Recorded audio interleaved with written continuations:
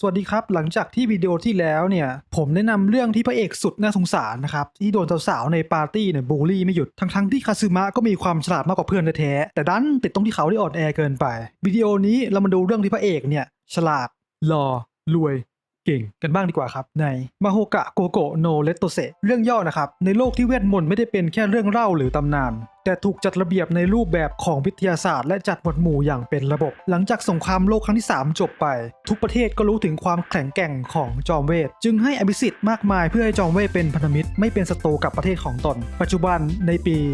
2095 ในญี่ปุ่นมีโรงเรียนเวทอยู่9ที่แบ่งเป็นโรงเรียนเวทที่ 1-3 ที่จะรับเฉพาะนักเรียนหัวกะทิเก่งๆปีละ200คนต่อโรงเรียนและโรงเรียนเวทที่ 4-9 รับนักเรียนปีละ100คนต่อโรงเรียนโดยผมจะเล่าแค่อาร์คแรกนะครับ Enrollment Arc จะเน้นไปที่การปูเรื่องราวของโรงเรียนเวทมนต์เน้นไปที่เรื่องราวความแบ่งแยกภายในโรงเรียนนักเรียนผลการเรียนดี100คนแรกจะเป็นนักเรียนหลักสูตรที่1ที่จะมีสิทธิ์การเข้าถึงอาจารย์ที่ดีกว่าและเรียกตัวเองว่าบลูมส่วนนักเรียนที่เหลือจะเป็นนักเรียนหลักสูตรที่2ที่ถูกเรียกว่าวีตัวเอกของเรื่องทัตสึยะและมิยุกิได้เข้าร่วมโรงเรียนเวทที่1ทั้งคู่โดยที่มิยุกิเข้ามาด้วยคะแนนสอบเข้ามากที่สุดเลยเข้ามาอยู่ในหลักสูตรที่1ส่วนทัตสึยะตัวบั๊กของเรื่องแต่คะแนนสอบเข้าไม่ดีเลยเข้ามาอยู่ในหลักสูตรที่2ซะงั้นแต่คนมันเทพอะครับต่อให้พยายามยังไงเรื่องวุ่นเข้ามาหาตัวอยู่ดีซึ่งพอทัตสึยะไปสู้กับใครก็เห็นชนะได้แบบง่ายๆหมดเลยแล้วทำไมระดับเทพแบบพี่แกถึงทำคะแนนสอบเข้าไม่ดีล่ะหรือเพราะว่าต้องปกปิดความลับอะไรบางอย่างหรือเปล่านะไปติดตามกันต่อเองได้เลยครับในมาโฮกะเรื่องนี้มีซอสมาจากไลท์โนเวลเป็นส่วนใหญ่มีทั้งมังงะและอนิเมะมากมายหลากหลายภาคในภาค1มี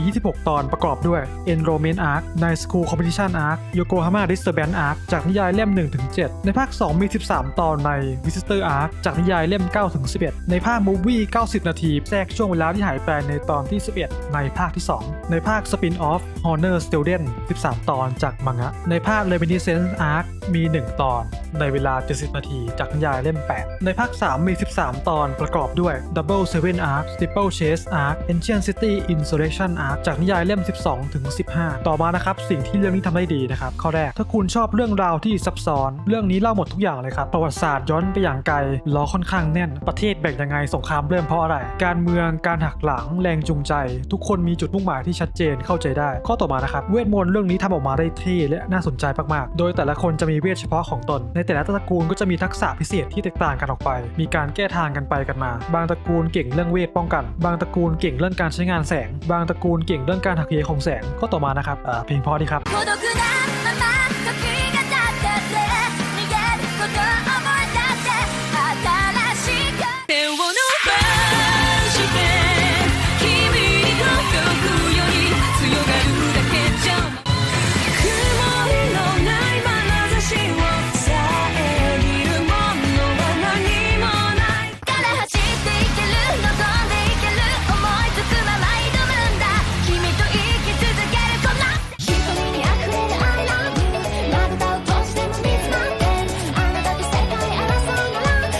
ต่อมานะครับสิ่งที่เรื่องนี้ทำได้ไม่ค่อยดีเท่าไหร่ข้อแรกครับจากข้อดีข้อแรกเลยครับถ้าคุณชอบก็คือคุณรักไปเลยแต่ถ้าไม่ชอบแล้วก็เซตติ้งเรื่องเยอะมากเลยครับศัพท์เทคนิคอะไรอีกเยอะแยะอย่างเรื่องของเวทมนต์เนี่ยก็มีการใช้งานประเภทอุปกรณ์ช่วยเวทโบราณวิญญาณหรือเรื่องของจอมเวทก็มีจอมเวทแท้จอมเวทเทียมหุ่นยนต์ร่างทดลองอะไรไม่รู้เยอะแยะหรือเรื่องตระกูลก็มีตระกูลหลักตระกูลรองตระกูลแถมตระกูลช่วยสถาบันวิจัยเวทมนต์ทั้ง10อะไรอีกหรือเรื่ององค์กรประเทศนี้ประเทศนู้นทหารก่อการร้ายมีหมดพวกนี้ช่วยกันพวกนี้หักหลังกันอะไรไม่รู้ตัวละครก็เยอะมากเลยครับเพื่อไม่ให้เป็นการสปอยเดี๋ยวผมเลื่อนวิกิหน้าตัวละครให้ดูเร็วๆนะครับปัญหาข้อนี้ทั้งหมดนะครับแก้ด้วยการไปอ่านวิกิในเรื่องที่ลืมหรือว่าไม่เข้าใจนะครับพิมพ์ไปเลยครับมาโฮกะวิกิข้อต่อมานะครับจากข้อที่แล้วเลยครับพอเซตติ้งมันเยอะเนี่ยก็ต้องใช้เวลาในการเล่านานครับผมแล้วมาบวกกับที่พระเอกเนี่ยโกงชิปทำให้ฉากต่อสู้จบลงไวแต่คุยกันอย่างนานข้อต่อมานะครับคือพระเอกเวลตันตั้งแต่ตอนแรกแล้วครับผมมีแต่แฟลชแบ็กย้อนความหลังไม่ได้เห็นพัฒนาการใครเลยไอคนที่แพ้พระเอกไปจะฝึกให้ตายยังไงก็ชนะพระเอกไม่ได้อยู่ดีสรุปนะครับถ้าเกิดว่าคุณชอบแล้วก็ไม่ได้เกลียดเรื่องราวที่มี4ข้อนี้1พระเอกโกงที่ไม่มีใครมาต่อกรได้แบบนิยายญี่ปุ่น